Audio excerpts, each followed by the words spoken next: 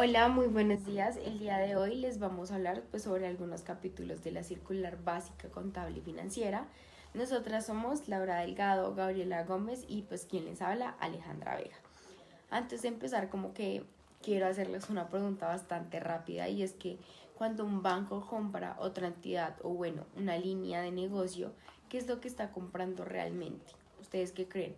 ¿Solo activos y cifras o también están comprando reputación, clientes, tecnología y como esa capacidad de generar ingresos? Acá en banca y medios de pago digamos que este tipo de decisiones son bastante comunes y no es solo algo como estratégico, sino que también tiene un impacto pues contable bastante importante. Por eso hoy queremos explicarles estos temas de forma muchísimo más clara y sencilla y así como que puedan entender cómo se reflejan esto en los estados financieros y pues por qué es importante registrarlos correctamente.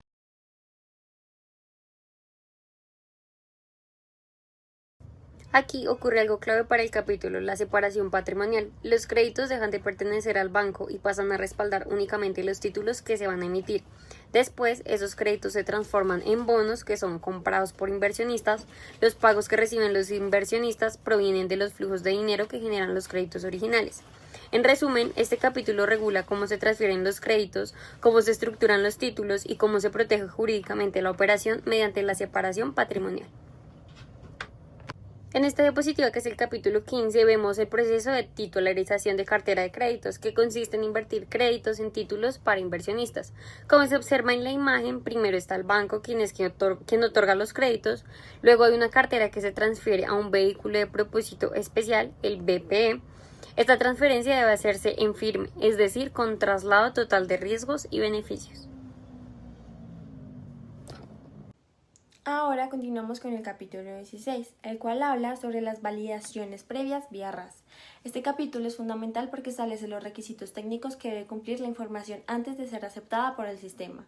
Primero, el archivo debe cumplir con la estructura técnica exigida. Si la forma es incorrecta, el sistema lo rechazará automáticamente.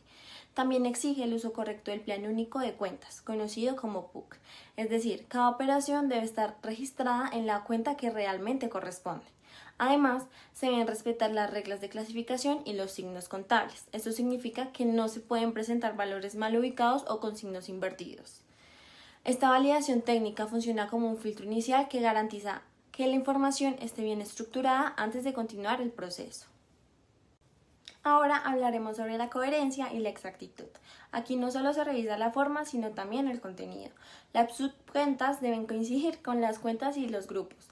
Los totales y subtotales deben cuadrar exactamente y los valores en moneda nacional y extranjera deben coincidir con el total reportado.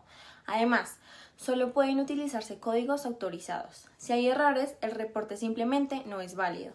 ¿Y por qué es tan importante esto? Porque si la información no es consistente y precisa, puede afectar procesos como la titularización o la emisión de bonos. Por eso, el capítulo 16 garantiza que antes de cualquier operación financiera importante, la información esté completamente validada. Este es el capítulo 17, pues que trata sobre la determinación, contabilización y evaluación del crédito mercantil adquirido. Primero, pues, ¿qué es ese crédito mercantil? Este es como la diferencia entre lo que una entidad paga por comprar otra empresa y ese valor contable que esa empresa tenía en libros. O sea, es cuando se paga más de lo que muestran los estados financieros de esa empresa. Ustedes dirán, pues, ¿y por qué sucede esto? Eh, Esto pasa porque no solo se compra en sí los activos, sino como les decía antes, también se compra su posicionamiento, la base de clientes, su reputación y pues su capacidad de generar ingresos futuros. Porque pues la norma en sí establece que este valor se puede reconocer cuando la entidad obtiene como ese control real del negocio.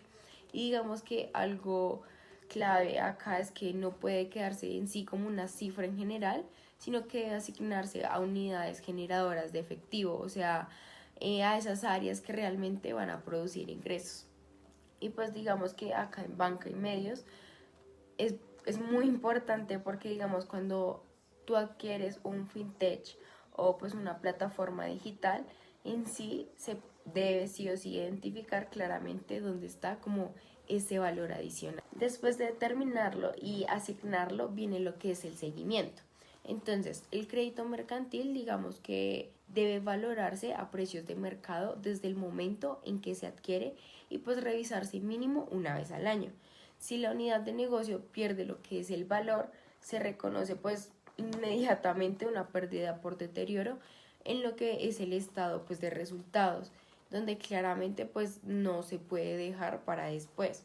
Además, este valor no es permanente, o sea, debe amortizarse sí o sí mensualmente y pues el plazo máximo es de 20 años.